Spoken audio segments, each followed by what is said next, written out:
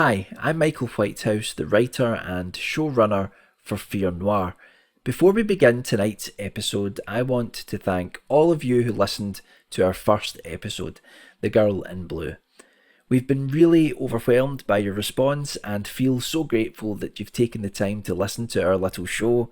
As a fellow lover of fiction podcasts, I know how many great podcasts are out there, and so it really means a lot to us that you've given us your time. We've also received a number of messages from people asking how to support the show, so if you don't mind, I'll quickly tell you how to do that if you so choose. So if you want to help us grow and reach a larger audience, there are 3 ways to do that. The first is to leave a review on your podcast app of choice. The second is to share the podcast on social media or recommend it to someone you think will enjoy it. And third, you can support the show by becoming a patron at patreon.com/Michael Whitehouse. There's a link to that in the show notes below. There you'll find perks to not just Fear Noir, but the other podcasts I produce as well, including behind the scenes stuff, exclusive stories, videos, and other content. I do realise it's a very difficult time for people, and so please don't contribute to the Patreon unless you feel comfortable with it. And don't feel compelled to do the other stuff I mentioned. You don't need to leave a review or anything like that. Just having you listen to the show is more than enough for us. Okay, enough from me. Sit back and listen as the rain sweeps across the darkened streets of Night's Fall, and Travis Ellison is flung into danger and terror as he investigates a strange disappearance. Enjoy the show.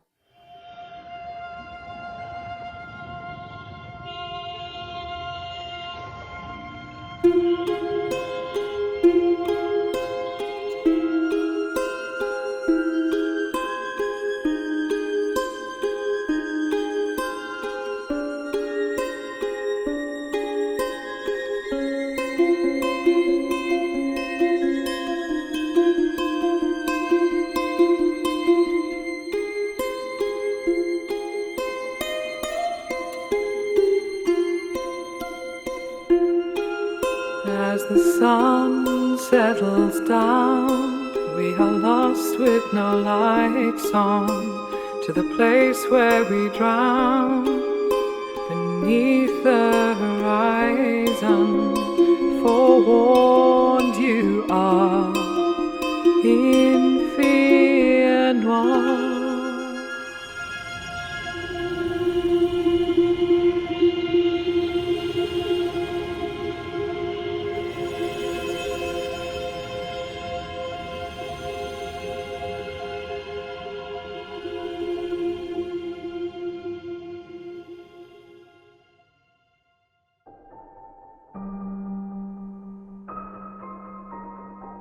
There's not much that shocks me in Night's Fall. I've walked its streets as a private investigator long enough to know that the city hides the worst of humanity. But there are good people here, too, trying to find a glimmer of light in the shadows. If I had any optimism left in me, I'd hold on to that. But the impulse to help has long since been beaten out of me. Whatever's left, I like to drown in good scotch, when I can afford it. Tonight, however, I cannot afford it. Instead, I'm drinking some cheap hooch at one of the city's less offensive watering holes.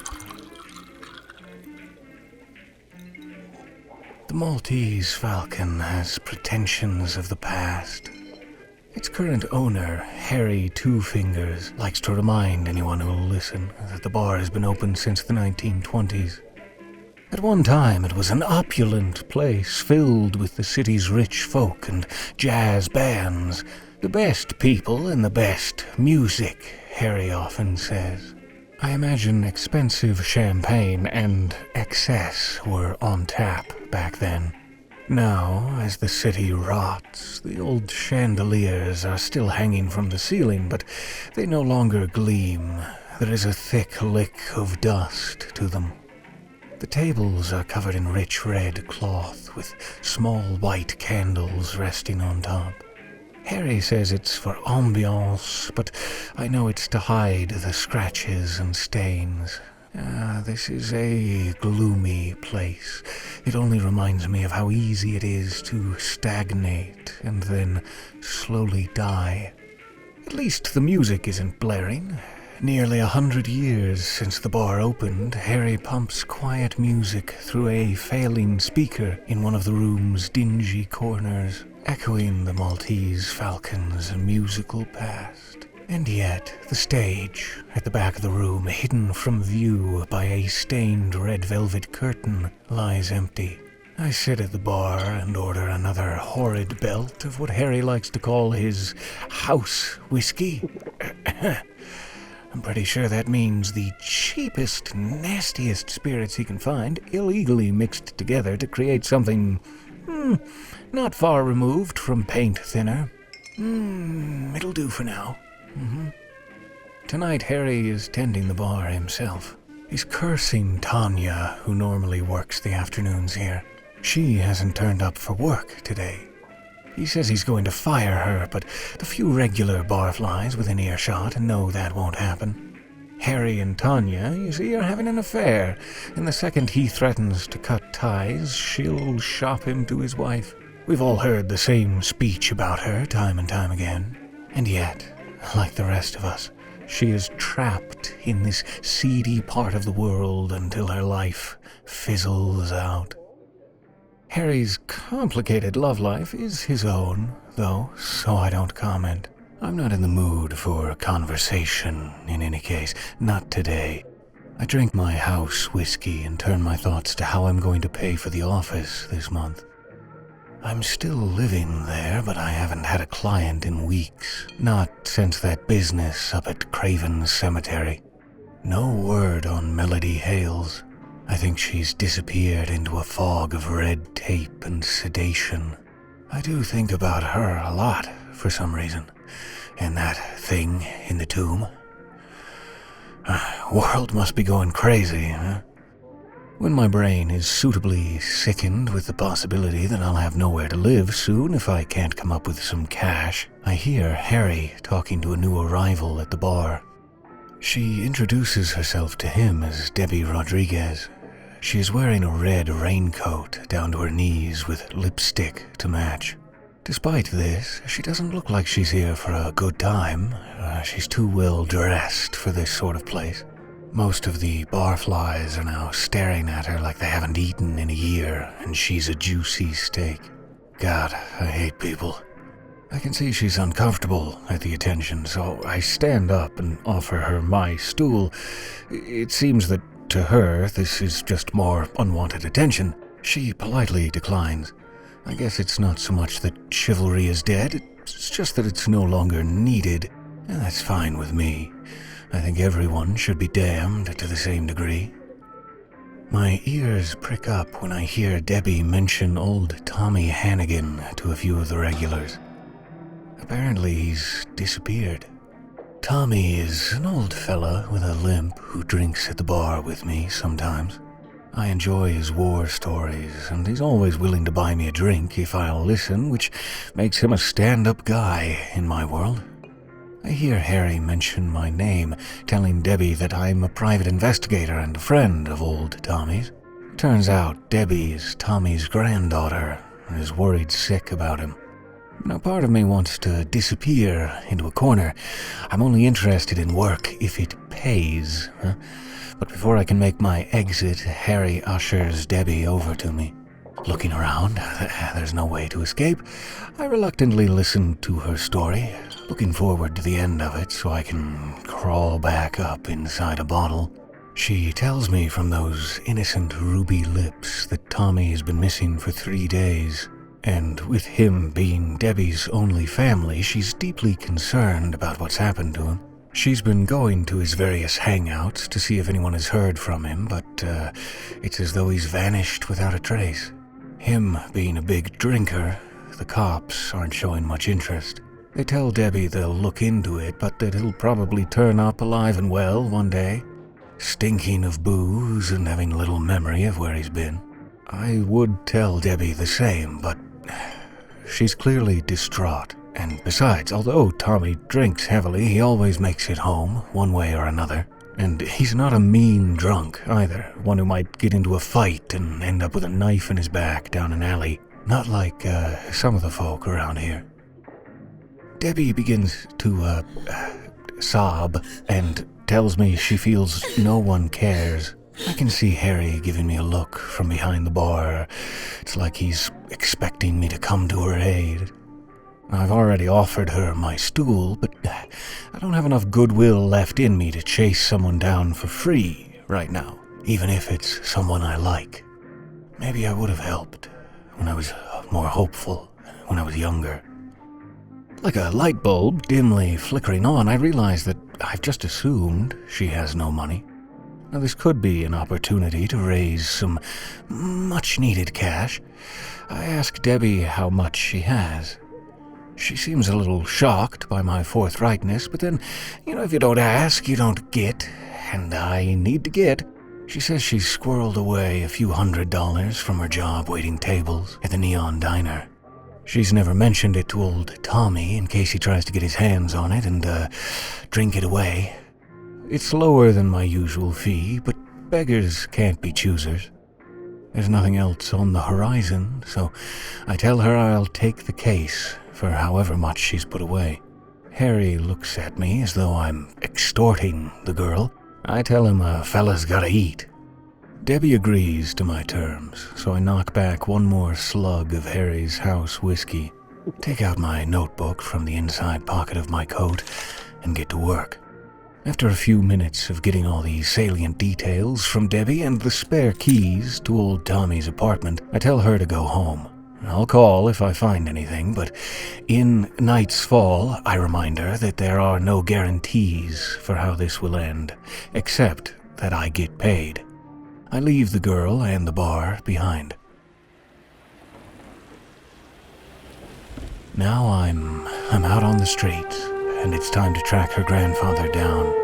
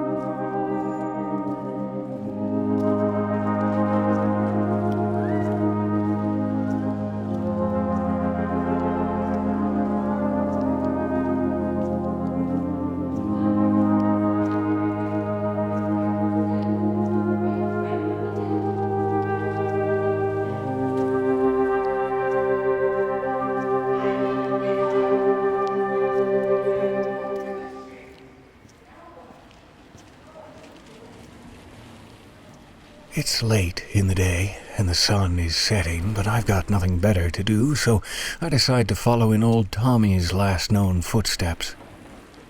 I feel a little guilty. Debbie has already done a lot of the detective work for me. From what she's been able to glean from her grandfather's friends, if you can call them that, 3 nights ago he visited a couple of bars. First he went to Malone's, where he regaled a few regulars there with his war stories. The barflies were too polite to tell Tommy they'd heard them before. And after that he walked 2 streets over to the Raven, a more rustic place where some of the city's writers and artist types hang out, no doubt mining Tommy for any good stories they can use. The bartender there, Kowalski, told Debbie that her grandfather left the bar at 11:45 p.m. after telling everyone he was going back to his apartment. But he never made it home, and now that's a mystery that needs solving. Normally I do my detecting half-heartedly, since it's only for a few $100, but I do like old Tommy. I wouldn't say we're close by any means, but I'm fond of him. I have a bad feeling about all this, enough to make me think that Debbie is right. Something peculiar has happened. Against my better judgment, I start to care as the booze wears off. As the sun settles down, the sky clouds over, and I trace Tommy's last known movements. The barflies at Malone's are less than helpful, so I quickly bail from there, but at least Kowalski at the Raven verifies Debbie's account of who last saw her grandfather alive. The trail is almost cold before it started. I can contact some informants in the morning to see if they've heard anything on the street. Maybe even put a call into Jim Myers. For now, I'm going to follow Tommy's route back to his apartment. I know the way the old man walks, staggering with a limp from street lamp to street lamp, holding on to some of them for dear life until he can steady himself and walk the next few feet. A while back I was drinking at the Raven with him, and I had to practically carry him to his grubby little apartment, to throw him on his bed. The apartment was damp smelling and hardly a welcoming place back then.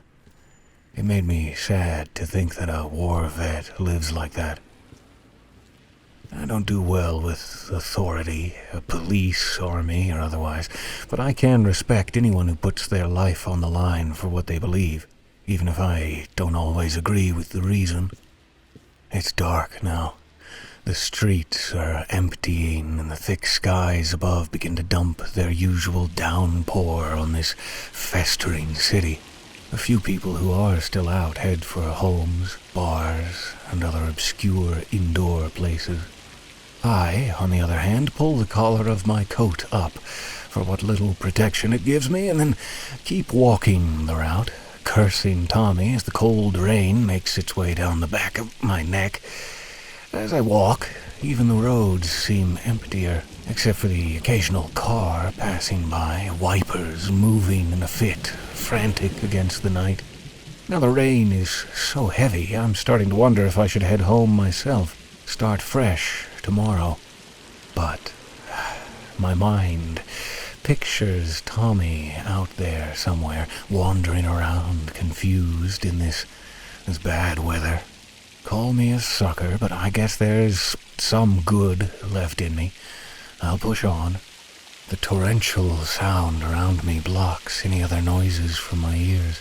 I can barely hear my own footsteps sloshing against the sidewalk as I reach the street where Tommy's apartment sits. In these moments, when one sense is obscured, sometimes another becomes heightened. I feel a sense of dread enter my awareness, and I just saw a shadow. It's a person. I see him out of the corner of my eye. He's across the street on the other sidewalk, but he must think I'm green. It's an old trick you learn when tailing someone. If you have to stay close, walk in parallel if you can, not straight behind. People always look over their shoulder to see who's following them, but they rarely glance across the street unless their attention is called to it. I almost smile. It's a trick that only works on the uninitiated. I only need to glance once to know the man is shadowing me from across the way. I don't let on that I'm aware. I just keep walking. That's another thing you learn when following or being followed. Don't react like you know something. That strips you of any advantage. I reach the outside of Tommy's apartment building. It's made of sandstone that would have been a deep, rich red at one time, but now it's been blackened in places by decades of damp. There's barely any yard to speak of. The front of the apartment is cordoned off from the street by a stretch of mean-looking rusted railing. In the darkness, the spiked fence looks like a row of serrated teeth waiting to chew down on anything that comes near. The darkened windows above suggest no life, but I never trust the shadows. My hands are in my pockets. The rain is making its way inside, droplets running down onto my fingers. I pull old Tommy's keys and strain to hear if my unwanted companion is making his way towards me. But the cascade of rain battering the dimly lit street behind me makes that all but impossible. Walking up to the apartment building door, I deliberately fumble the keys to the ground and pick them up. As I do, I turn slightly and look up to gauge where my pursuer is. He must be new to this. The fool is standing in the middle of the road, just staring at me from under a black baseball cap. He's... That's odd. There's something about this guy. He doesn't look right. I can't quite see all of his face. There's too much shadow, too much rain, but yes, there's a strange diagonal scar cutting across his cheek on one side, down across his lips, and then stopping at the jaw. I move slowly from his gaze and turn back to the door. I breathe for a moment and then decide. This guy is going to answer some questions. Let's see if he knows where old Tommy is. So, I draw my revolver from its shoulder holster. I turn quickly and point it straight at... He's gone. The street is empty. The rain having no shadowy figure for company. He could be hiding behind a parked car, but I can't see him. Okay, this case is already looking to be more trouble than it's worth. I quickly unlock the door and go inside, all the while nervously keeping an eye on the empty street behind. I walk along a barely lit hallway. It's the emergency lighting. There must have been a power cut to the building in the storm. I keep moving until I reach apartment 3. Quickly, I unlock the door and step inside.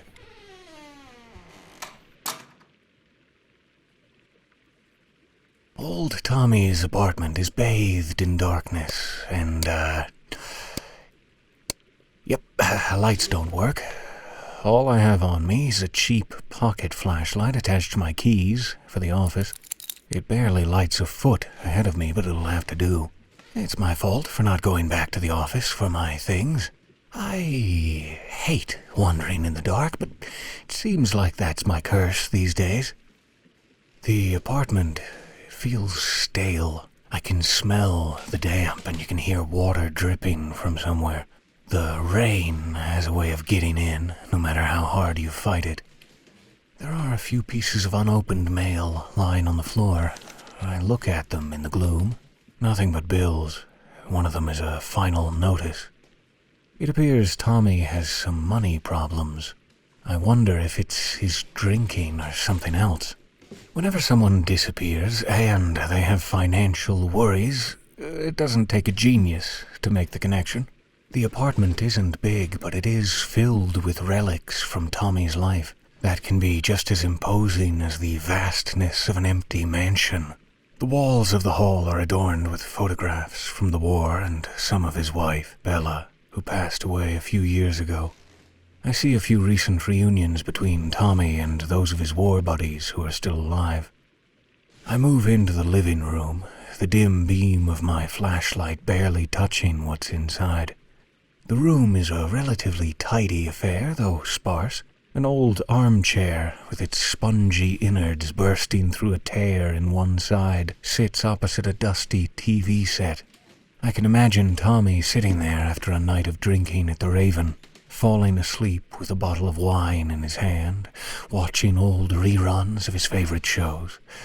But the chair is vacant.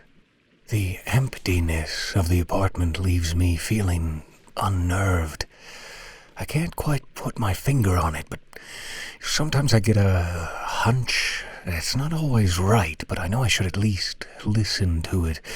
Now, this apartment is like an open grave, and in my gut, I feel that Tommy isn't coming back here. Not now, not ever. Where are you, old man? I walk up a narrow staircase to a small landing and then into the only bedroom. It feels as though I've been transported back to another time. The brass bed looks older than me, and like much of the apartment, the walls are populated with fading photographs, nostalgic windows throughout Tommy's life. Something catches my eye as I move the beam of my flashlight slowly. There's a small nightstand next to the bed, and on it is a single framed photograph. Surprisingly, it's not of his wife. It's from his war days, a group of men in uniform, young and vibrant. I sit on the edge of the bed, and the eyes of those men follow me. I can see Tommy in my mind lying there in the loneliness of night, looking at the faces of his old war buddies, thinking about the things they saw, the things they had to do, how some of them never came back, wondering why he lived and some of them did not. You only keep a photograph next to your bed if it means something. It has pride of place over the others around your home. There is something about these men, their faces. I see a young, fresh-faced soldier among them. I think it's Tommy. I wonder if any of these men are still alive. Maybe they would know something about Tommy's disappearance? Old-timers used to write the names of people on the back of their photographs, maybe even a date. I pick the frame up and turn it around, pop it open, and slide out the photograph. On the back, in typed letters, it says, Demanda's Devils, 1968, Saigon. Underneath that, there are 2 words scribbled in black ink, Crimson Orchid. I wonder if this is a bar I'm not familiar with, but let's be honest, I've drunk in nearly every hellhole this city has to offer. Crimson Orchid doesn't sound familiar. The rain is still relentless outside, but as it throws itself against the building, I hear another sound, a distinct creak from downstairs. The rain almost obscures it, but not quite. I listen. Another creak, and now I'm certain that I'm no longer alone. I pocket the photograph, ready my revolver, and move through the doorway to the landing. I kill my flashlight so as not to be a sitting duck.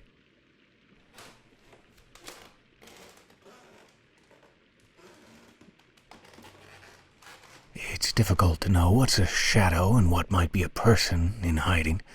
I have to be careful, so I move slowly towards the top of the stairs, keeping my ears and eyes peeled. The stairs are the only way to the top level, so I wait for a moment. If it's the same man I saw in the street with the scar on his face, I'll be as ready as I can. Clearing my throat, I shout down the staircase, "If you want me, come and get me." There's an immediate response. Now the creaks are definitively footsteps. They move away from the foot of the stairs and out of the apartment to the building's main hallway.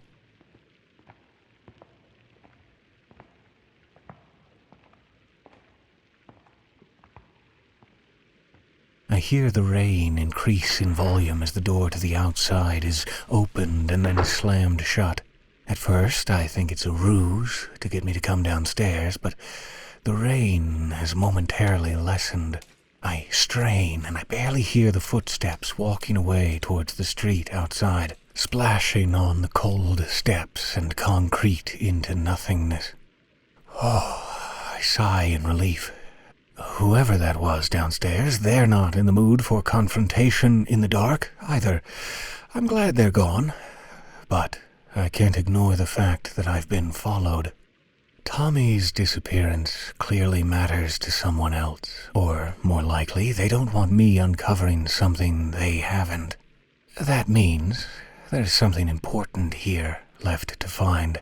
It's their poor thinking and my good fortune that they've left it 3 days before searching Tommy's apartment. I wonder what could be so important here. What have you been hiding, old man? And where would you hide it?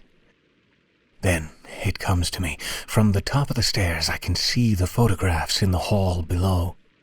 I rush down the staircase and come to the myriad of photo frames clinging tightly to the walls. Scanning them, I quickly find what I'm looking for. Another photograph of Tommy and his war buddies. But this time there are fewer of them, and they are no longer young men. Hairlines have receded or given up the ghost, and they're heavier around the waistline. But there's no doubt it's them. At the bottom of the frame I see, in elegant handwriting I assume belonged to Tommy's deceased wife, the words, "Demanda's Devils," just like the photograph by his bedside. I wonder if there's anything else written on the back of the photograph. The frame is securely fastened to the wall. Too securely, in fact. I instinctively know something is being hidden from view. With a little effort, I manage to prise the frame away from its mount. but there is nothing behind it. Instead, the frame feels unreasonably bulky. Pulling the back off of the frame, I see more than a photograph. There are a few letters here, old and yellowed, but here, nonetheless. I grin at my luck. No, not luck. Credit where credit is due. Travis, you have a knack for knowing where people hide things. Smiling to myself, I pull them out and unfold them, and a hand reaches out from the darkness and wrenches my head back by the hair. Searing pain cuts across my scalp. Another hand, this one covered in stitches, pulls the letters from my grip. I instinctively reach for my gun, but my attacker is too quick. He's too strong. He reaches across, grabs my wrist, and pulls it back. My gun drops to the floor. My God, he's got his arm around my neck. I can't breathe. I'm going to pass out.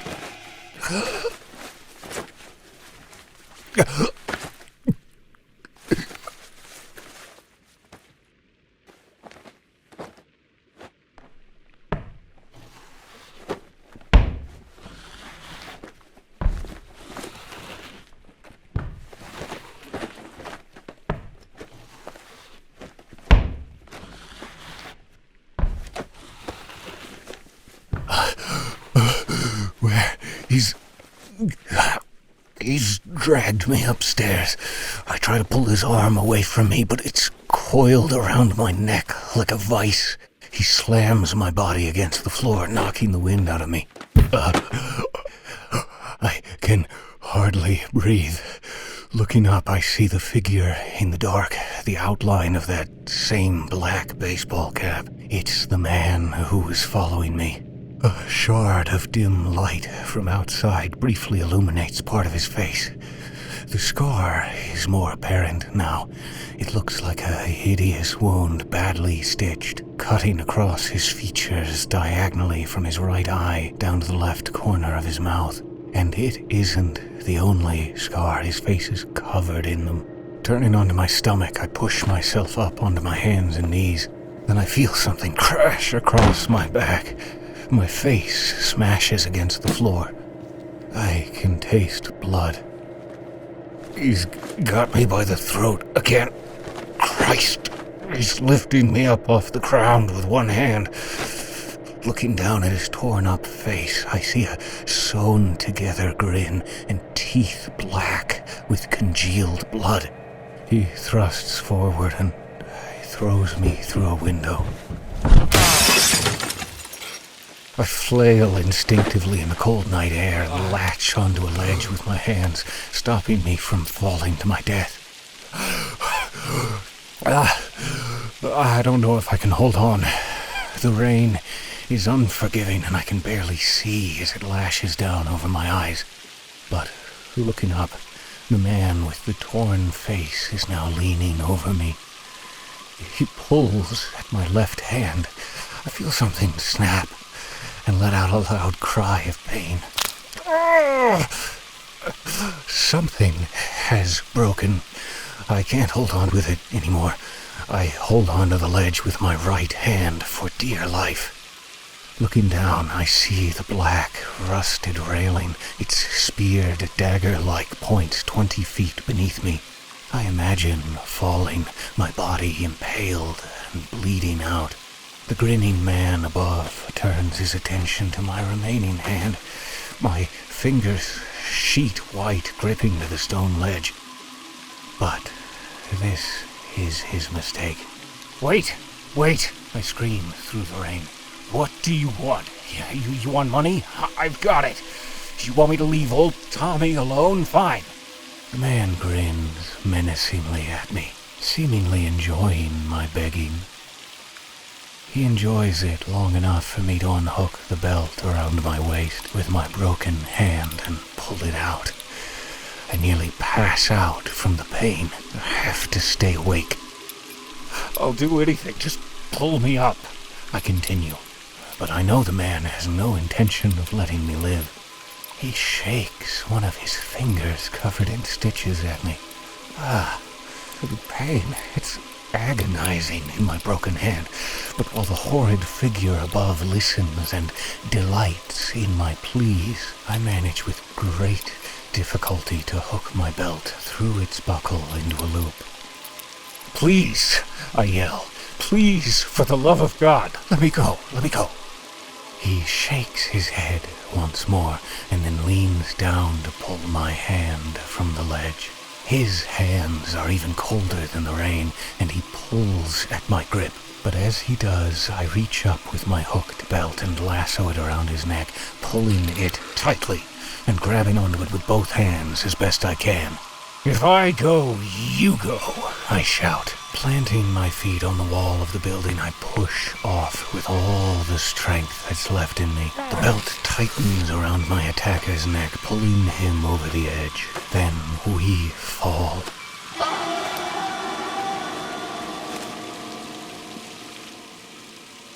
I manage to turn my body before we hit the ground. I reach out and my hand catches on a drain pipe for a moment, breaking 2 of my fingers in the process, but it slows me down slightly. But the ground comes in any case. I land on a small bush with a thunderous thump, but it's not enough to save me. My left foot impacts the ground, and I feel my ankle snap in 2. Just before I pass out with the pain, I see my attacker impaled on the railing. One piece of railing has skewered his chest, and another is sticking up through his head and out of one of his eye sockets. Blood, I think, is pouring from the wound. Now, my first piece of luck. On the ground next to me, my attacker has dropped old Tommy's letters, the ones that were hidden in the photograph. I reach across the rain-soaked ground and grab onto them, wincing in pain at the sight of 2 of my fingers broken at strange angles. Stuffing the letters into a little cut in the lining of my jacket I use to hide things, I then do my best to stay conscious. Someone must have heard the broken window and called the cops. I can hear the sirens, but they only play as a brutal lullaby. The pain takes me. I can't stay awake any longer.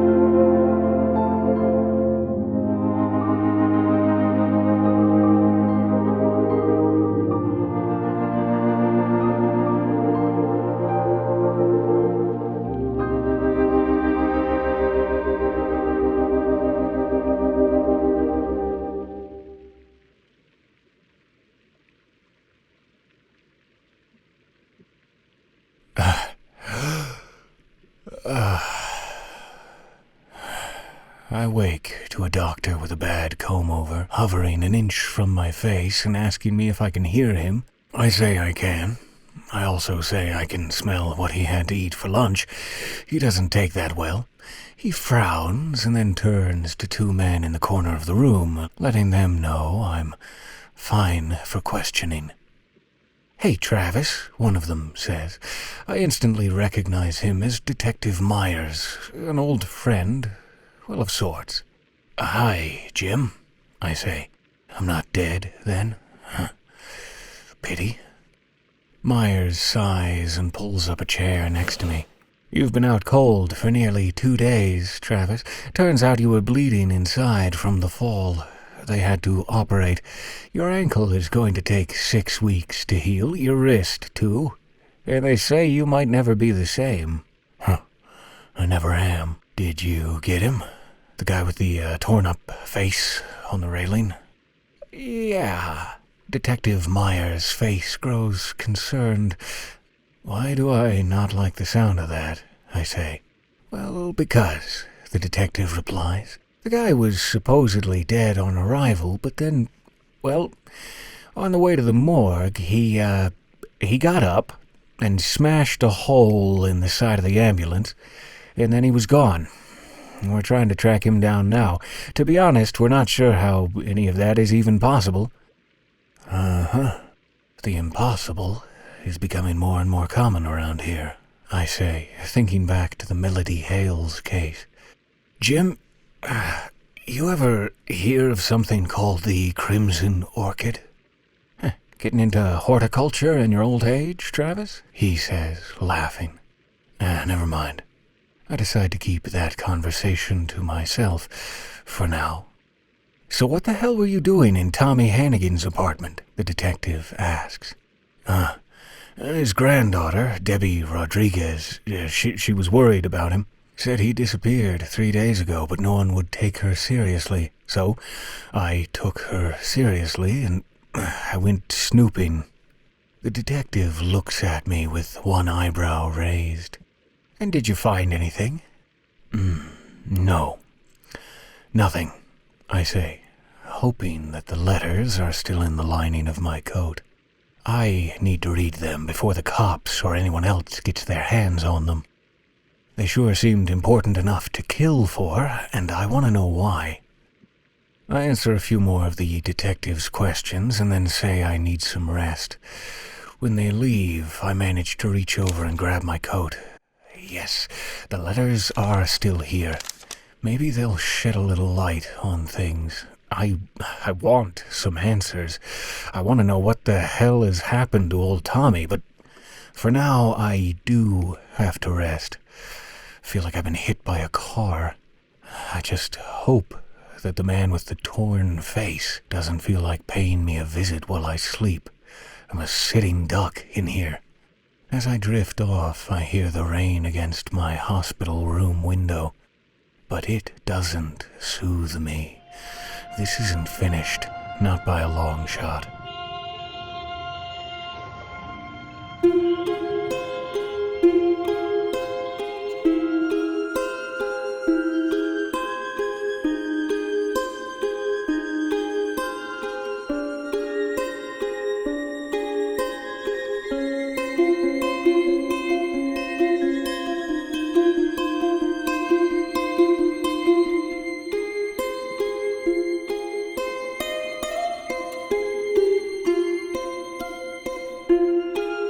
As the sun settles down, we are lost with no lights on, to the place where we drown, beneath the horizon, for war.